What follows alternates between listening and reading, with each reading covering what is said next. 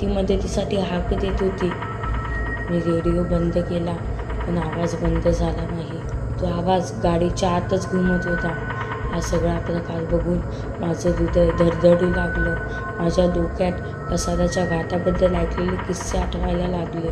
लोक म्हणतात इथे अनेक अपघात झाले आहेत, काही आत्महत्या झाल्या आहेत, तर काही जणांना अनोळखी व्यक्ती भेटल्याचा अनुभव आहे.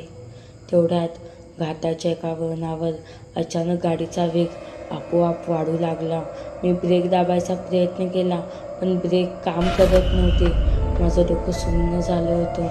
माझ्या कानात हसण्याचा विचित्र आवाज येऊ लागला. तो आवाज संपूर्ण गाडी वेगाने घुमत होता.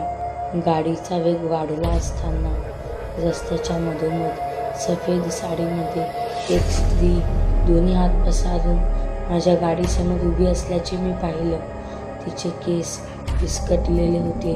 तिचा संपूर्ण चेहरा रक्तबंबाळ झाला होता. शरीरावर ठिकठिकाणी जखमा होऊन त्यातून हाडे बाहेर आलेली दिसत होती. ते दृश्य माझ्या काळजाचा ठाव घेणारे होते. ती हळूहळू माझ्या गाडीच्या दिशेने येत होती.